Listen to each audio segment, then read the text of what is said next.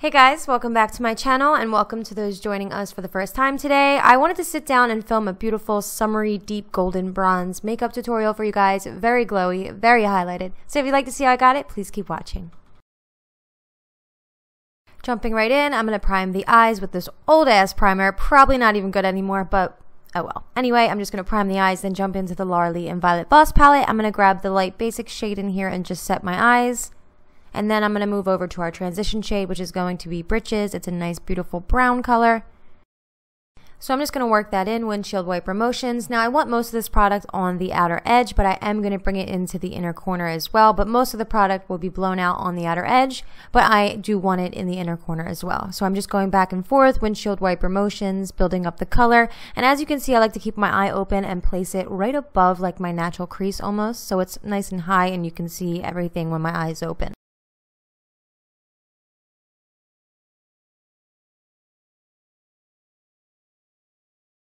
Now I'm going to dip into this greenish color Fried, and I'm going to place that directly under Britches. So that's going to go directly in my crease, right below the color Britches.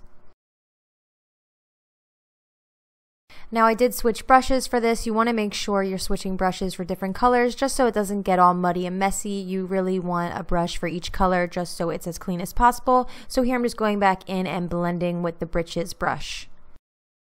Now I'm taking my Milani Make It Last setting spray. I'm just spraying a concealer brush if I'm being honest, but it works. And then I'm going to take this beautiful deep bronze golden shade called Hissy Fit out of the Loreal and VioletVoss collab palette, and then I'm just going to place that all over my lid.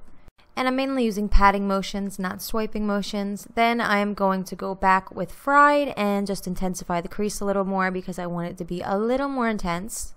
And then of course I'm going to go back in with our Britches transition color brush, and then I'm just going to blend a little more. And then I saw that I just didn't really like what Fried was giving to me. It was a little too green, so I went into this darker brown shade, I believe is called Bubs, in the palette, and then I just kind of intensified the crease a little more with the small pencil brush. So I am keeping this darker brown more to the outer edge. I'm not really taking it in all the way. I'm just kind of keeping it out on the outer edge here. And then I'm going to go back in with that brush we used Fried with and just blend it out a little bit just so it's not as harsh. Why did I just say it like that? Anyway, just keep going back and forth, blending as much as you like until you have your desired outcome. And then I'm going to move on to brows, taking my AnastasiaBeverlyHills Brow Wiz, and I'm just going to do my brows real quick. Then I'm going to move on to my other eye, doing the same thing, repeating all the same steps. So of course, first I'm going to go in with Britches, our transition color. Then I'm going to go in with Fried. I am going to repeat the same steps, even though I didn't like the green. I want everything to be exactly the same. Then, of course, I'm going to spray my brush and put Hissy Fit all over the lid, just like we did on the other eye. And then after that, I'm going to take the brown Bubs color, put that in the crease, and blend it out. And now I'm going to take a Q-tip and just clean up this eye look. This actually helps with the fading of the shadows. Like, it helps with the gradient and kind of creates it on its own, honestly. It's really cool. But it's a nice trick just to clean up your eyeshadow. You just grab a Q-tip and go to town. Time to move over to the face. I'm going to take one of my favorite drugstore primers. This is the Babyskin Pore Eraser Primer, and I'm going to mainly stick to my T-zone with this. So yeah, I'm just going to prime my face. I want my skin to look nice and glowy and sun-kissed, so I'm going to take my CoverFX Custom Enhancer Drops in Sunlight, and I'm going to place this on the high points of my face. This has definitely been one of my favorite tricks to do all summer long. I can't live without it this summer. I've just been really into this, and it's just the most beautiful, natural, glowy, effortless look, and I don't know, they just melt so perfectly into my skin. I really enjoy it.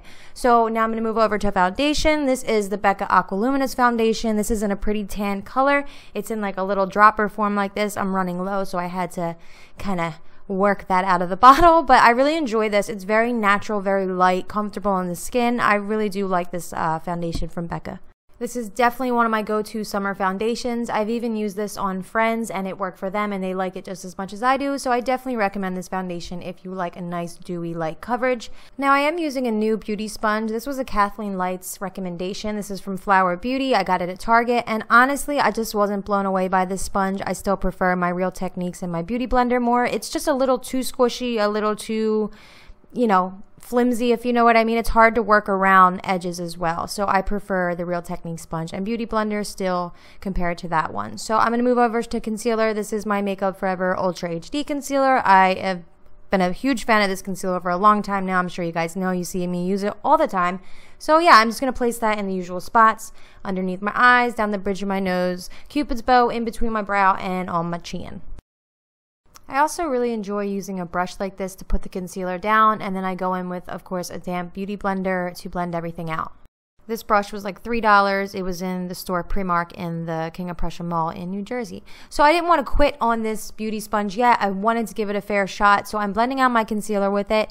And it's just not, it doesn't have like a good enough of a point to really get in those, you know, like those tight spaces and edges. So, I mean, and I feel like it soaked up a lot of product, like a little more than usual, if I'm being honest. You see when I press down, you can see that mark where it just kind of took all my concealer rather than pressing it in.